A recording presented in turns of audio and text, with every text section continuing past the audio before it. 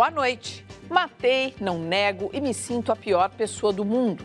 As palavras são do adolescente que afirma ter disparado o sinalizador que atingiu o garoto boliviano Kevin Espada na quarta-feira passada. O torcedor corintiano se apresentou hoje à Vara da Infância e Juventude de Guarulhos, aqui na Grande São Paulo.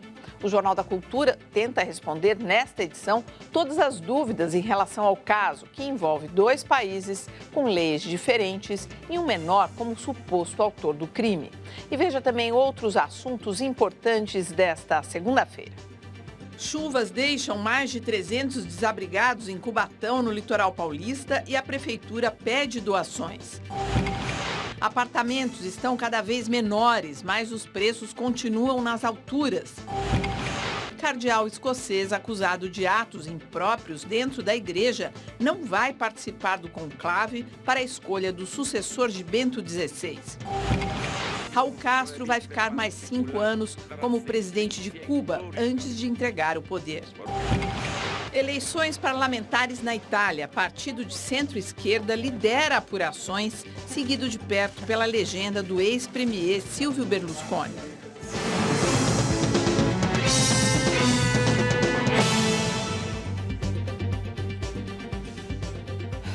Nossa bancada tem hoje o historiador e professor da Universidade Federal de São Carlos, Marco Antônio Villa, e o advogado e ex-deputado federal por São Paulo, Ayrton Soares.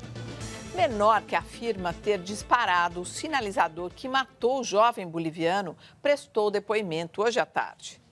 O adolescente de 17 anos chegou à Vara da Infância e da Juventude de Guarulhos, acompanhado do advogado Ricardo Cabral, representante da torcida Gaviões da Fiel. O advogado afirmou que a mochila com sinalizadores apreendida na Bolívia é do adolescente e que o depoimento será encaminhado às autoridades bolivianas. O jovem confessou que usou o artefato para comemorar o gol do Corinthians na quarta-feira da semana passada, durante o jogo da Copa Libertadores. O disparo acabou causando a morte do garoto boliviano Kevin Espada, de 14 anos. Acusados de autoria e cumplicidade na morte do torcedor do São José, 12 torcedores do Corinthians foram presos em Oruro. O Ministério Público da Bolívia vai solicitar ao Brasil os antecedentes criminais de cada um deles. O menor, que se apresentou hoje à Justiça, disse que foi aconselhado pelos integrantes da torcida Gaviões da Fiel a se entregar no Brasil. De acordo com o desembargador Antônio Carlos Malheiros, coordenador da Infância e da Juventude do Tribunal de Justiça de São Paulo, a investigação vai solicitar outras provas, porque somente o depoimento do menor não é suficiente. Não é suficiente porque o menino não é maior de idade. Não tem a sua capacidade plena para confessar que praticou. No caso, não é um crime. No Brasil, um homicídio cometido pelo menor não corresponde a um crime, mas sim a uma infração, como prevê o Estatuto da Criança e do Adolescente. Também não se fala em pena. A Justiça aplica medidas socioeducativas, como prestações de serviços à comunidade e internação até a maioridade. De acordo com os advogados criminalistas, a maioridade penal na Bolívia é de 16 anos. Por isso, lá, o brasileiro de 17 anos que assumiu ter disparado o sinalizador pode responder criminalmente. Essa pena ele só vai cumprir se um dia ele vier para Bolívia, se ele ingressar ou se entrar no território boliviano, ou algum país em que a Bolívia mantém um convênio, um acordo, eu não saberia te dizer quais são, e viajem a esse outro país, identificasse a pendência desse mandado de prisão contra ele, e aí esse outro país remeteria à Bolívia. A Constituição brasileira não prevê a extradição de brasileiros natos, mas a pena poderá ser cumprida por meio da cooperação entre as justiças do Brasil e da Bolívia. Ele vai cumprir aqui a sentença boliviana, mas levando em consideração o nosso sistema jurídico de proteção da criança. Quer dizer, ele não vai ser extraditado, pelo que eu entendi da matéria, aí, com o depoimento final da Maristela. Eu acho que o noticiário, as declarações até dos advogados, deixou confuso o seguinte: quem vai processar e julgar é a justiça boliviana. A justiça brasileira está sendo utilizada para que ele se apresente e diga: eu cometi o crime. Mas ele, na verdade, cometeu o crime e voltou para o Brasil. Ou seja, ele fugiu da ação da polícia boliviana. Porque todos aqueles que estavam na mesma situação que ele, de posse daqueles artefatos, estão lá detidos. Então, ele é um fugitivo da justiça boliviana. Mas como é que ele presta contas para essa justiça boliviana? Bom, ele pode se apresentar na Bolívia, prestar coisas que não vai fazê-lo. Né? Claro que não vai fazê-lo. Mas acontece que essa questão dele ser, aqui no Brasil, penalizado, eu não vejo como. Por quê? Porque o processo não é aqui, o foro do processo é lá na Bolívia. Agora, de lá da Bolívia sai uma decisão. Uma decisão que diz: condena o cidadão brasileiro fulano de tal a pena de tantos anos de prisão. Aí sai um mandato de prisão contra ele, que a Interpol vai procurar cumprir. Onde encontrá-lo? Se no Brasil não pode haver extradição para lá, assim que ele sair do Brasil, como o caso Salvatore Cacciola, que fugiu, que só foi preso depois que saiu da Itália. Quer dizer, embora isso se condenado ele sair, como no disse Brasil. aquele advogado ali, para algum país que tem alguma relação com a Bolívia. Com a Bolívia. E que, a não ser que se nós tenhamos, que eu não sei, um tratado com a Bolívia que fixe normas para esses casos. Que eu não me parece que exista esse tratado. Mas é bom verificar. Porque se houver um tratado, ali está definido o que deve ser feito. Mas não deve haver. E não havendo, ele vai ficar na situação do Salvatore Cacciola. Cometeu o crime aqui, fugiu para a Itália. Mônaco. Na Itália era cidadão italiano, não podia ser extraditado. Saiu da Itália, foi a Monte Carlo, foi preso pela Interpol e aí foi extraditado para o Brasil. É mais ou menos a situação que pode acontecer. Eu concordo com tudo que o Ayrton disse, mas eu acho que a questão central, e eu percebi no domingo, no noticiário, inclusive de esporte, sobre essa questão, que a gente está desviando da questão das torcidas organizadas e da ação criminosa das torcidas organizadas para o caso de um menor, e aí discutir tudo, se a legislação do menor no Brasil é A, na Bolívia é B, as questões de direito internacional. A questão central não é o menor. A questão central é que as torcidas organizadas, nós temos de resolver essa questão. Eu estava assistindo na Inglaterra a final agora da Copa, uma das Copas agora no domingo, e vendo que a Inglaterra, depois de um quarto de século... Só quero esperar um pouquinho para pedir para você, porque nós temos exatamente duas matérias sobre esses dois assuntos que você levanta. Vandalismo, brigas e mortes dentro e fora dos estádios colocam as torcidas organizadas nas páginas policiais, como a gente está introduzindo aqui o assunto. Em São Paulo, um dos acontecimentos envolvendo os rivais, Corinthians e Palmeiras, ficou conhecido como a tragédia da Avenida Inajar de Souza. Vamos rever. Nesse trágico episódio, na zona norte da capital, as duas maiores torcidas de São Paulo chegaram a marcar local e horário da briga via internet. Resultado: o jovem torcedor do Palmeiras, André Alves, de 21 anos, morreu em consequência de um tiro na cabeça no próprio domingo da briga, no dia 25 de março de 2012. 2 dias depois, um segundo torcedor do Palmeiras, Gabriel Neves, de 19 anos, atingido por outro tiro, morreu no hospital. Apesar das várias tentativas do Ministério Público em acabar com as torcidas organizadas, elas continuam apavorando as pessoas que gostam de ir aos estádios, como nesse caso, quando os torcedores do Corinthians, não encontrando rivais, brigaram entre eles. Ou como aconteceu nesse supermercado na Baixada Santista, quando as pessoas viram a polícia invadir o local e prender mais de 20 torcedores depois de um jogo entre Corinthians e Santos em 2011. A impunidade leva os torcedores a enfrentar a própria polícia, às vezes até levando vantagem. Tragédias e vandalismo em estádios não são exclusividade aqui nossa do Brasil. A final da Copa dos Campeões da Europa de 1985 é o episódio mais violento entre torcidas de futebol lá no futebol europeu. Famosa entre as torcidas inglesas, a figura dos hooligans está associada à agressividade e vandalismo. Eles dominaram os estádios do país nos anos 80. Um dos episódios mais dramáticos do hooliganismo aconteceu em 1985. Liverpool, da Inglaterra, e Juventus, da Itália, se enfrentaram na Bélgica no estádio de Heysel pelo título europeu de clubes daquela temporada. Apesar dos protestos da diretoria dos clubes envolvidos na decisão pelas más condições do estádio, a União Europeia de Futebol não alterou o local da decisão. Minutos antes de começar o jogo, os torcedores do Liverpool arrancaram as grades praticamente sem resistência dos policiais locais e avançaram contra os torcedores italianos, usando partes do alambrado como arma. Assustados, os torcedores da Juventus começaram a correr em direção a um muro que cedeu e matou 39 torcedores do time italiano e feriu outros 600. Apesar do incidente, o jogo não foi suspenso. Os italianos venceram por 1-0. A tragédia fez com que os clubes ingleses fossem banidos de competições europeias por 5 anos. O Liverpool, principal responsável, ficou fora dos torneios por 6 anos. A medida, porém, mostrou-se pouco eficaz para afastar a violência do futebol. 3 anos depois, durante a Eurocopa de 1988, na Alemanha Ocidental, ainda dividida pelo Muro de Berlim, 381 torcedores da seleção inglesa foram presos, envolvidos em atos de vandalismo durante a competição. Mas eu acho que só resta mesmo a repressão nesses casos. Eu acompanho o campeonato inglês, acho que muitos dos nossos telespectadores assistem, e as várias Copas que tem na Inglaterra, e vê que os estados, por exemplo, não têm alambrado, e não tem fosso. E acabou hoje. Mas por quê? Porque teve uma ação organizada e coordenada do Estado, né, e com as federações, né, e com os clubes e tal. E punição. Aqui, vereador eleito por torcida organizada. Aqui em São Paulo. Deputado estadual fez política dizendo que combatia a torcida organizada. Aqui em São Paulo, ele combatia coisa alguma, que elas estão aí.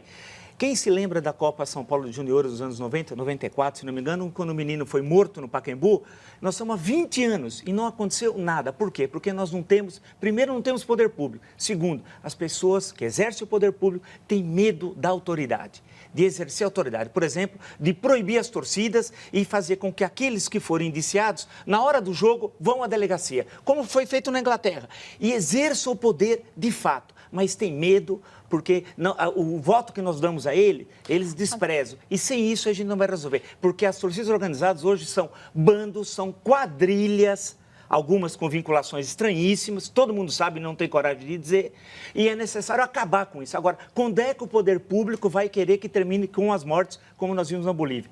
Não vai querer, porque nós não temos poder público. Agora, na Europa, especialmente na Inglaterra, mudou o ambiente?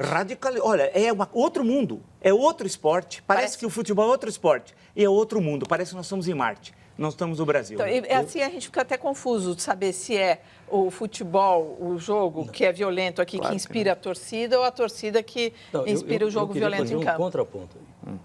Eu acho que a torcida organizada, ela tem lugar nos estádios. A torcida organizada, por exemplo, promove desfile de escola de samba, Gaviões da Fiel, no caso do Corinthians, essa coisa toda. O que acontece é que nós deixamos de verificar quem são os responsáveis por essa torcida, quem é que dirige, como são escolhidos, quem são esses homens. Vamos lembrar que as 2 mortes que foram referidas aí na matéria, quem foi condenado? Algum militante de alguma torcida foi condenado por aquelas mortes? Onde foi parar o inquérito?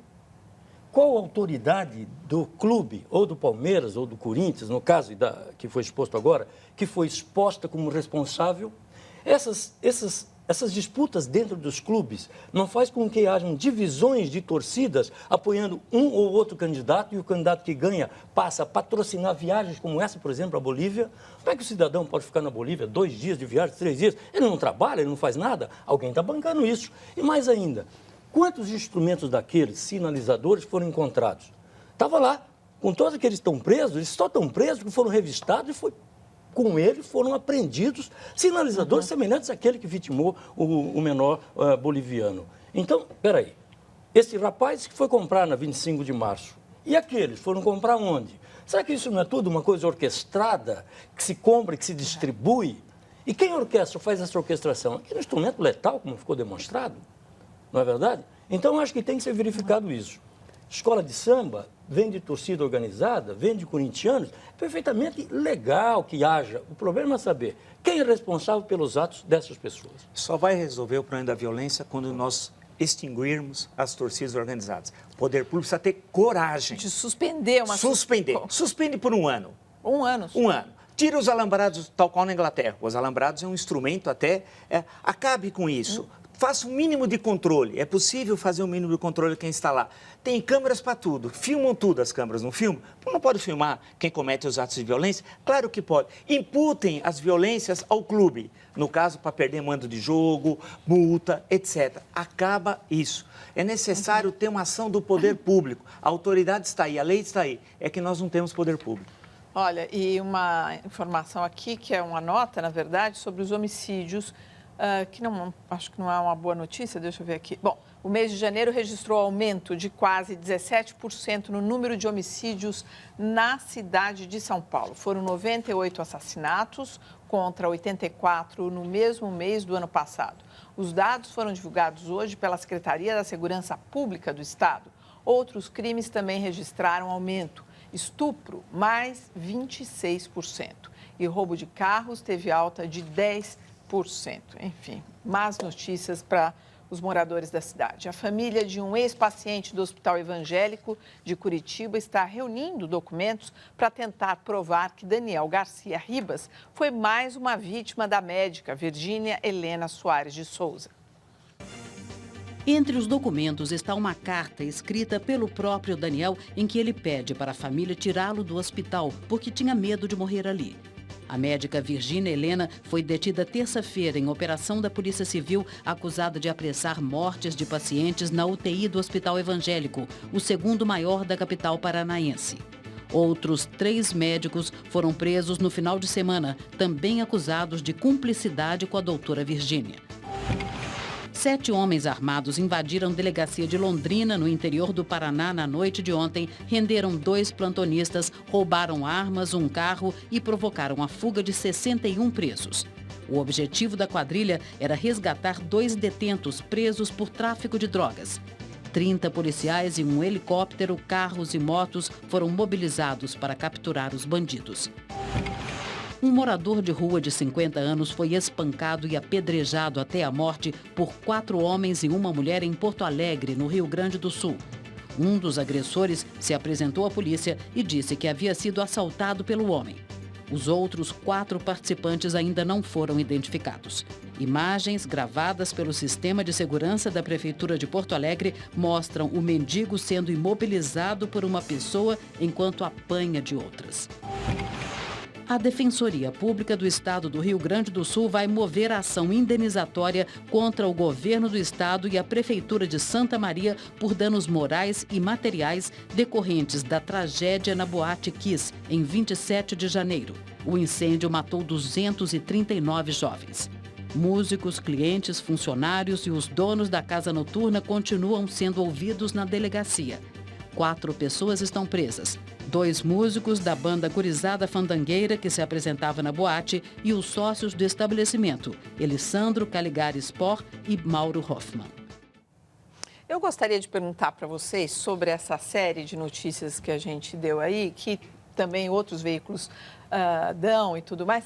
O que esse tipo de consumo de violência, essas imagens de violência, esse descaso com a vida humana, não só nas primeiras, mas na Santa Maria ali que a gente mostrou, quanto isso reflete e faz a gente... traz um efeito multiplicador no comportamento dos brasileiros? É que nós achamos sempre o problema no lugar errado. Nós somos um país, inacreditavelmente, de nunca acerta o alvo. A gente começa a querer proibir, por exemplo, a violência na televisão, achando que o problema da violência é o que passa na televisão. Não.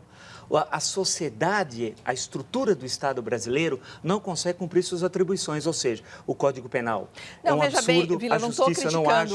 A matéria, o noticiário. Não, eu sei, eu entendi. Ele existe. Esse conjunto é o que o Euclides da Cunha, 100 anos atrás, chamaria da República da Bandalheira Sistematizada. É isso. Isso aí é o caos. Quer dizer, é o que a gente imagina consome, que o mundo inteiro é assim. O mundo inteiro não é assim. É o Brasil que é assim. Porque o Poder Judiciário está de costas para o país. O Código Penal, que agora estava sendo discutido meio, ainda bem que parou, precisa ter uma discussão mais séria, ele não dá condições à efetiva penalização. O aparelho de segurança pública do Estado, a estrutura estatal, é absolutamente ineficaz e ineficiente. Então, o que acontece? Vai se reproduzindo tragédias. E os indivíduos começam a querer assumir a posição do Estado. Quando aqueles estão massacrando o mendigo, que é um ato bárbaro, covarde, vil, né? Aquilo deveria ser punido severamente. Agora, quem matar? Vamos lembrar o caso do índio, vamos voltar, nós já citamos aqui o caso de Brasília. Vamos lembrar do índio, Galdino, né, que morreu num ponto de ônibus. Passaram os meninos, jogaram coisa nele e queimaram. O que aconteceu com os meninos? Ótimos advogados. É isso. Ô, Poli, eu acho que... Eu tenho um filho de 8 anos. Eu tenho uma grande dificuldade em fazer com que naqueles joguinhos ele não vá para aqueles jogos que tem aquela violência. onde aparece um sujeito que atira, que mata, o outro que explode, um atira na cabeça do outro. É uma dificuldade, mas desde essa idade, eles já estão submetidos a um processo de violência, mas que eles ficam vendo como se fosse uma coisa natural. Que você consiga blindar seu filho dos joguinhos. Não, ele, de alguma maneira, vai consumir esse noticiário, que ele vive num país eu estou começando que a dizer, funciona dessa maneira. Estou dizendo que aí me pega diretamente ali. O que eu posso fazer para evitar? Que ele não se utilize desses joguinhos. Agora, no contexto, um noticiário de violência, toda a repercussão que existe sobre violência e a impunidade. Por que o aumento de criminalidade na cidade de São Paulo, que tem a polícia, vamos dizer assim, mais bem, não diria, equipada do país? Porque, na verdade, existem duas polícias que não se entendem. A polícia militar e a polícia civil não têm uma conexão. O secretário de Segurança nunca conseguiram fazer uma ação única das polícias. É preciso haver uma reestruturação em São Paulo para que haja uma polícia única, subordinada a um comando que possa dirigir essa polícia. Olha, a polícia civil não passa informações para a polícia militar e vice-versa. Como é que se combate a criminalidade? Olha, por que aumenta em São Paulo a criminalidade? Porque esse é um descompasso. Nova York, todo mundo fala Nova York, é uma polícia una. É administrada por um único comando. Mas ainda falando um pouco mais, Ayrton, do reflexo disso no nosso comportamento, o Marcos Milani comenta, na verdade, a reação da população a essas notícias, diz ele, é ficar com medo e tende a aceitar abusos de poder em nome da sua segurança. Claro, e aí ninguém sai, você começa a não sair de casa, quando você sai com os filhos você fica ultra preocupado, em suma você começa a construir uma outra vida sua por causa da insegurança existente na sociedade. Em suma, o Estado não cumpre suas atribuições constitucionais. Voltamos à mesma questão. E para arrematar, na verdade, vocês queriam falar sobre a médica de Curitiba e eu acabei entrando rapidamente, o que me chama, um triste episódio, tristíssimo desse de Curitiba, é quem nomeou a médica, primeira questão. E segundo, essas denúncias sobre a ação dessa médica na UTI já ocorria há muito tempo e ninguém tomava providência. Quer dizer, uma ação criminosa e que passou ao largo, o que mostra que o país está absolutamente destroçado moralmente, né? Veja a seguir, Papa muda regras e a escolha de seu sucessor pode ser antecipada. E ainda, com mais de 300 desabrigados pelas chuvas, Cubatão, no litoral de São Paulo, também enfrenta a falta d'água.